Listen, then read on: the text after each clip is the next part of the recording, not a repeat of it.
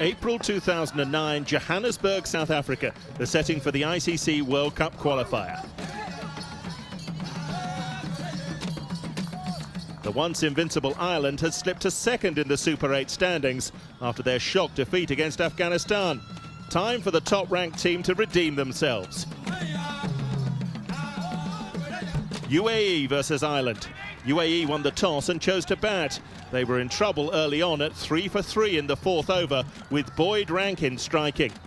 Namuddin Aslam tried to steady the innings with 23. But at 38 for 6, UAE looked to be in trouble. Trent Johnston, Peter Connell and Alex Cusack all finding success. Ireland back in the driving seat, a more relaxed and confident-looking team.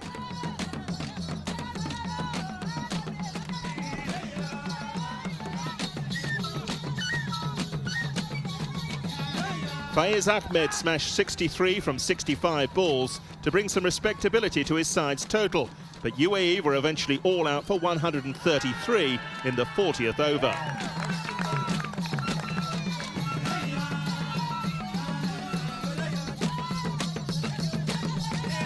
Ireland's chase began with a strong start from William Porterfield and Gary Wilson, putting on a partnership of 83 in 19.4 overs.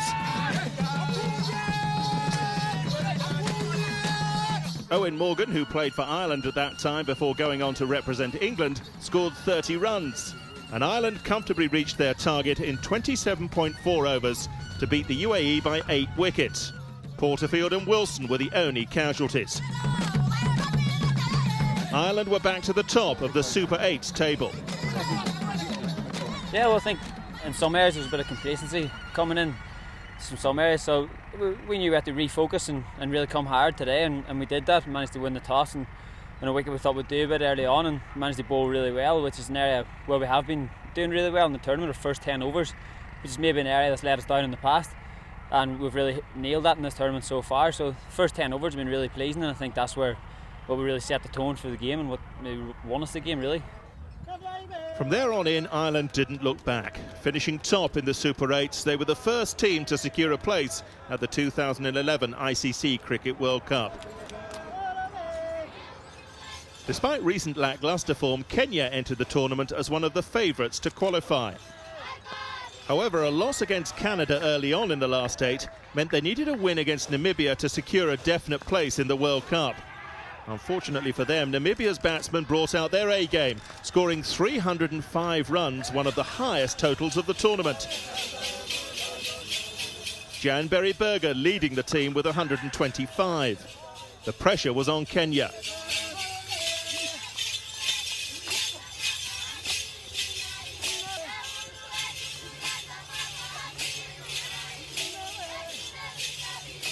Maurice Uma opened the innings with 27, scoring 5 fours and setting the pace for the other batsmen.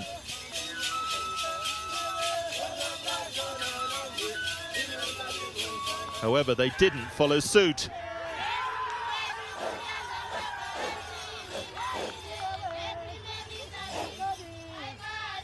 Namibia tore through the Kenyans, bowling them out for just 104 in 30 overs.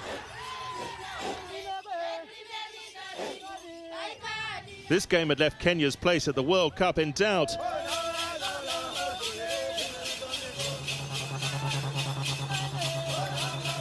But an impressive 6-wicket win against Ireland in their next match ensured they would be at their 5th successive World Cup. Sadly for Namibia, it was a little too late. With only 2 wins in the Super 8s, they came 8th in the whole tournament, missing out on a place at the World Cup.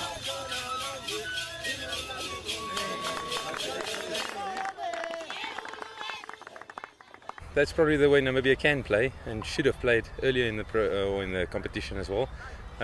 Everything came together today. We had a nice opening stand there, the highest one for us in the tournament, and quite a high one. I think one of the highest in the top 6 maybe. So yeah, it came together for us, and it's a high score for them to eventually go and just block it out. So they eventually started hard, came hard with 30 on the board after 3 overs, and then we got a quick few wickets, and yeah, it went our way. Last match of the Super 8s, Canada versus the Netherlands. A must-win for the Netherlands to secure a place at the World Cup. Canada had looked strong throughout the tournament, winning 4 out of 6 matches so far in the Super 8s was enough to secure them a place at the 2011 Cricket World Cup. Netherlands won the toss and put Canada into bat. Controlled bowling and fielding from the Dutch made hard work for the batsmen. Canada struggling to find the boundary early on in the innings.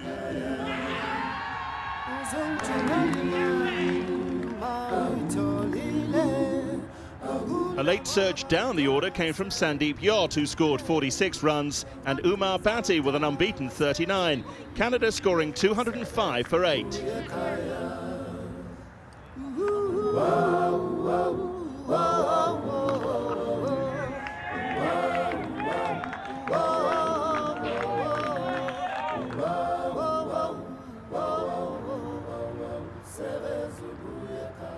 Netherlands into bat, and an amazing 167-run opening stand between Alexei Kervasay and Mudassir Bukhari made short work of Canada's 205.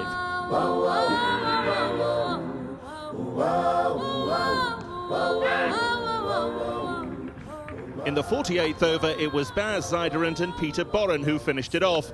Netherlands winning by 6 wickets and grabbing one of the 4 slots at the 2011 World Cup.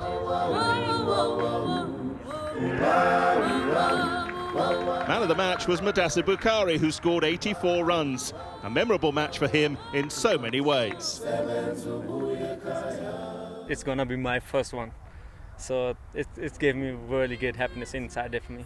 So I'm loving it. I have no words to say how to explain you guys about it. We feel we have achieved what we wanted to do. We've achieved our goal, and we feel very happy that we're in the finals. That's the first thing, and then the second thing is we're happy that we're in the World Cup for the 3rd time in a row. When we started our tour, I shook hands with a couple of the guys and I said I wasn't going to shave my beard until we actually qualify, and luckily it happened today, because otherwise I'd have to wait another 4 years, I think. So and that would look pretty messy, I think. So finally it's going to come off. In a tense and dramatic Super 8 stage, all 8 sides still had a chance of a top 4 finish coming into the final day. In the end, it was the Netherlands, Canada, Kenya and Ireland that secured a World Cup spot. Canada, Netherlands and Kenya on equal points moving into the playoff matches, but it was Canada who advanced to face Ireland in the final on account of a higher net run rate. Despite their loss against Afghanistan earlier on, Ireland was still the stronger team going into the last match of the tournament. They'd never won a World Cup qualifier, so the determination in the Irish squad was stronger than ever, their eyes firmly set on the title.